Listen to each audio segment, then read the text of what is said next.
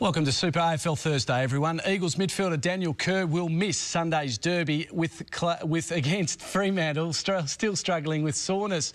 Mitch Brown returns. He hasn't played since round 4. Hans McGinnity and Shepherd join him in the 25-man squad.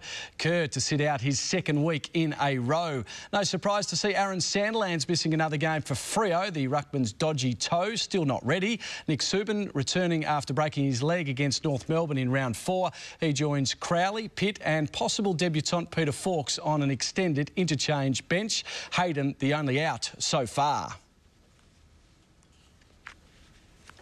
Dockers coach Mark Harvey has thrown fuel on the fire, claiming Fremantle's intelligence was leaked to the Eagles ahead of their round 8 clash. The Dockers boss creating more questions than answers at the coach's traditional pre-derby press conference. Like a stealth bomber, Mark Harvey's espionage claims caught everyone off guard. There's a lot of things happening throughout the course of the week and then in the lead up to that game, wasn't there? If you remember. And I think some of our intelligence got out, just in some of the structure. Personnel structure, I'm talking. Yeah, they figured it out too easily or too well? Or? Well, they won't this time, put it that way, if they did. They'll have to ask John. No, I don't know what. No, I'm not sure where all that's come from, but. So there was no leak? Not that I know, no. Did you discover how it got out then? Got a fair idea. Do you think it came from inside your camp? No, I'm not speculating on that. So I'm just telling you how we saw it. Harvey's explosive comments further inflaming tensions from the round 8. When Freo were left fuming after Andrew Embley and Daniel Kerr were withdrawn shortly before the bounce. There'll be no surprises on game day this time, with Kerr not even in the squad. He's well and truly aware of how he feels and whether he's up to playing or not. He's played a couple of games this year where he hasn't been 100%, but he's been confident he could get through. It's all about risk. That's the big thing, and we don't want to take any risks with him. Eagles fans out in force, buoyed by the prospect of back-to-back derby wins for the first time since 2005.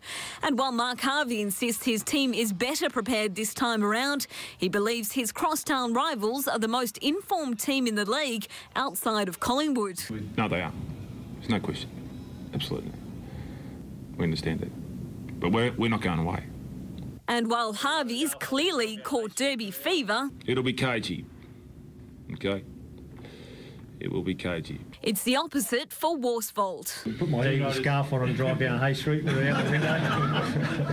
I don't. Katie Price, 10 News.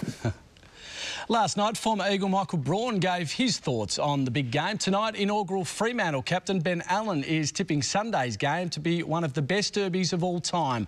Allen expecting the West Coast midfield to play an important role.